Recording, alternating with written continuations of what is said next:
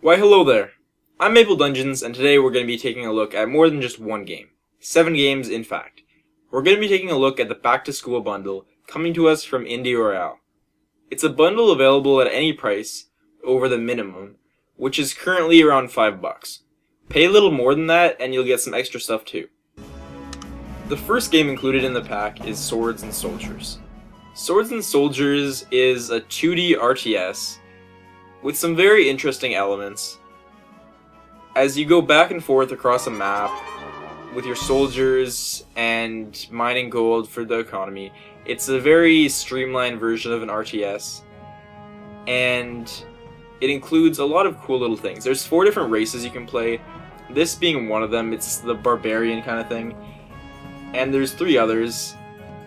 Each has their own campaign mode that you can play in. The campaign mode is filled with cheesy dialogue, which is fine by me, and mechanics are introduced as you go along, which is probably something you're used to if you've played a lot of the genre of RTSs.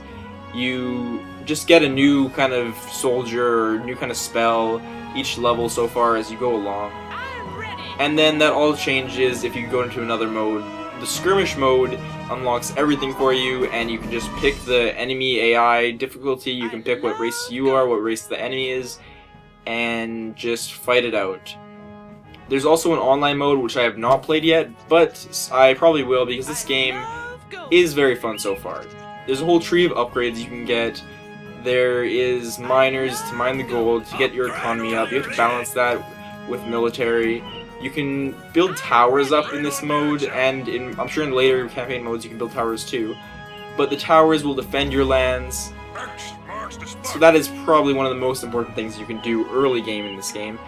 And overall, I just think it's a really tight experience. The graphics are quite stylized, as you might be able to tell from those gold miners that you may have seen. Otherwise, it's just a fun experience, and I have to recommend it even if you don't get the bundle.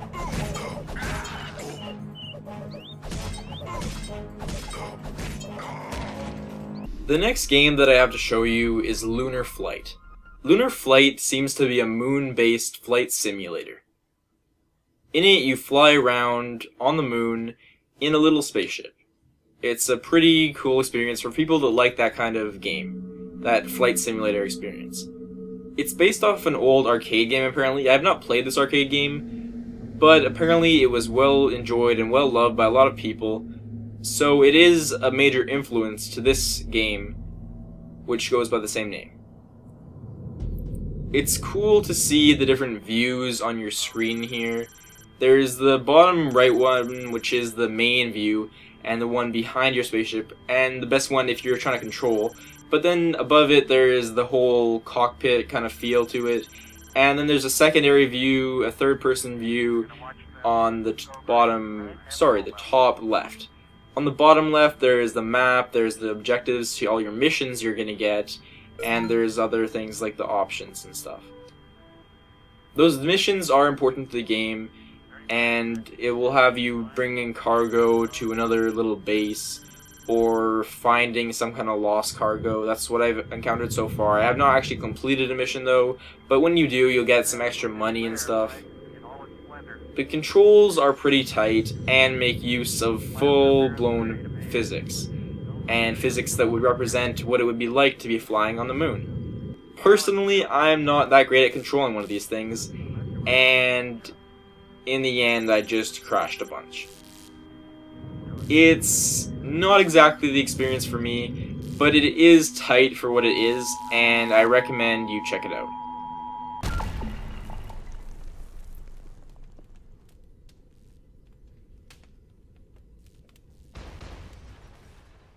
The next game that we have to look at is Bunny Must Die. It's an action platformer, and you play as the hero, Bunny, who is apparently some kind of mutant bunny/cat, but looks pretty human to me. It's translated from Japanese, if that might explain it for you. That translation makes the dialogue kind of funny. There is some kind of story, and I recommend you pay attention to it just because it's so whacked and messed up. I'm not sure if they meant it to be like that, or if it's the Japanese translation that turned it into such nonsense. But it is enjoyable to pay attention to nonetheless. The actual platforming seems generally good, but the controls are not always completely responsive, not as responsive as I would have liked to see them be. However, it's not the worst game in the world. It makes use of some different mechanics. You can actually freeze time sometimes on a whim and use different weapons, different items that you can collect from different spots on the ground. You'll find those items and it'll change your attack, it'll change things about you. In the beginning you can't even move backwards, you can't even turn around. But that changes pretty soon as you find an item that allows you to do it. It's a really weird game, but it is definitely, again, worth checking out, and is a pretty reasonable amount of fun.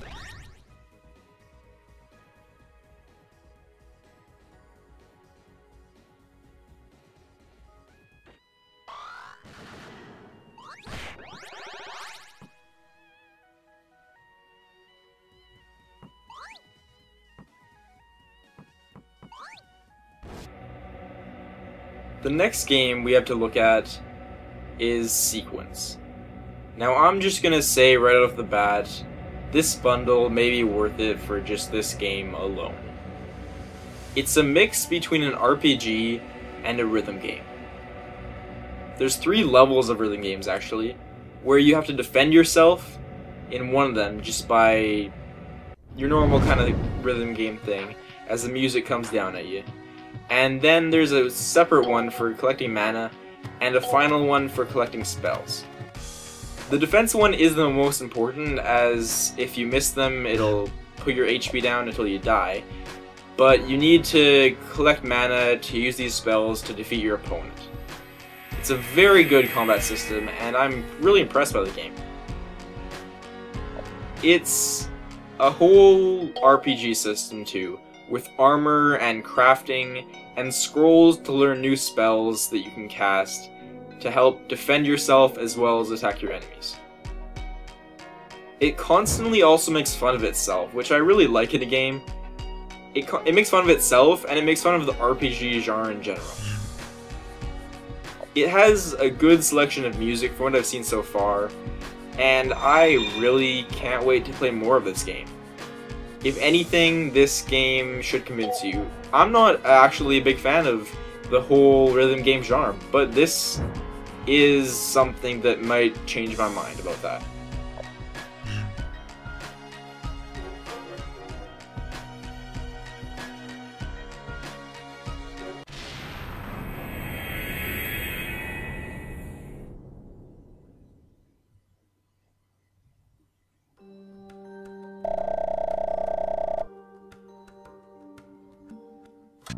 Next up is Leone. I'm not sure exactly how to pronounce that. Leone, I'm not sure. Anyway, it's an arcade kind of game.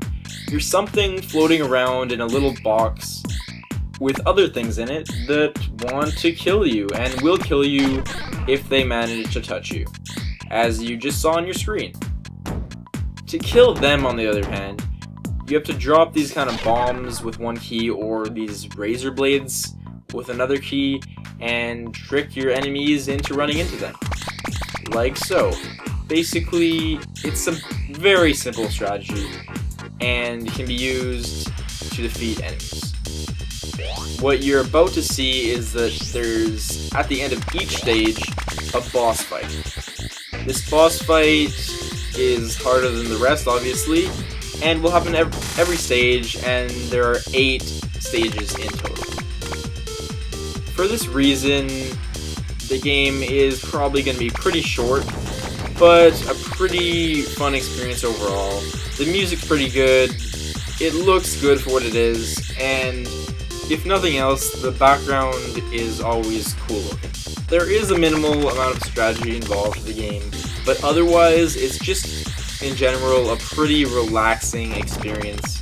So if you're looking for that sort of thing, then this game might be one of the major parts of the bundle for you.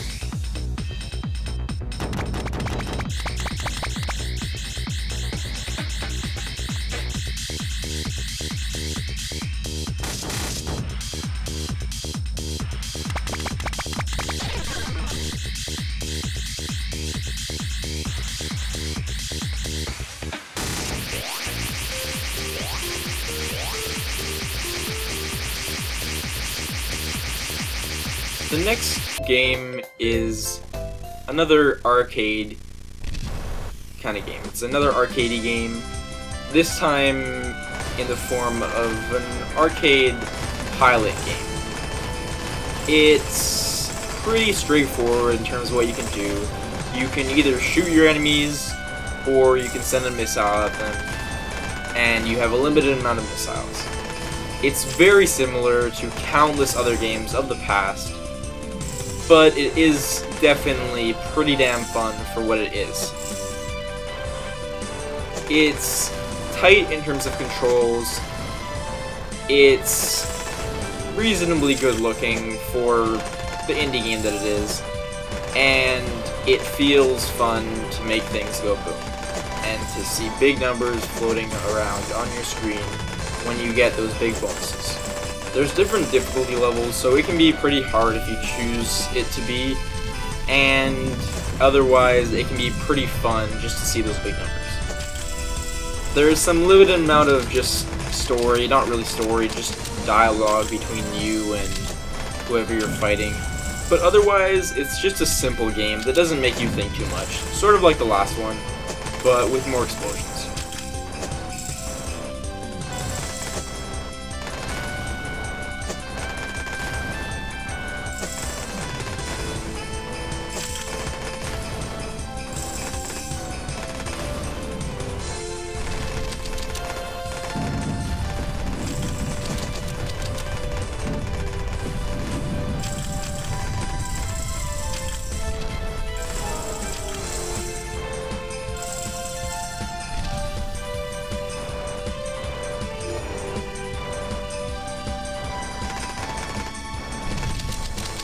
The last thing on the list is Cute Things Die Violently. Violently. That's a hard word to pronounce, try it. The final game is a puzzle game that fits its title perfectly. Fortunately, your goal is always to save these cute things instead of killing them, but that doesn't always seem to go so well. Sometimes one or two cute things need to be sacrificed for the good of the whole pack. Other times, mistakes just happen. Higher scores can be achieved the more creatures you save.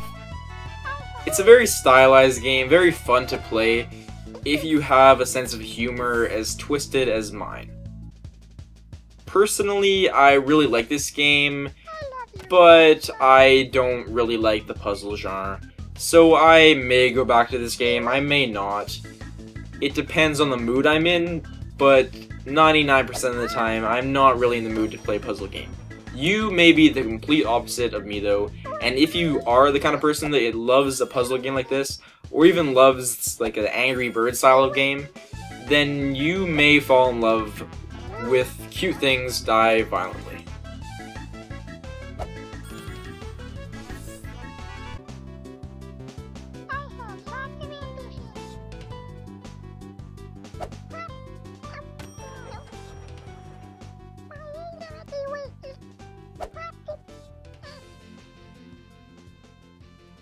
You very much. Helping an adult boy.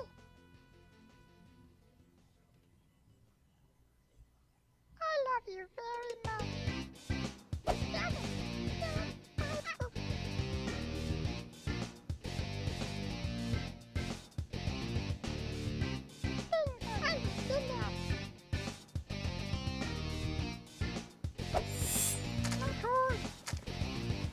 And that draws an end to this bundle of games.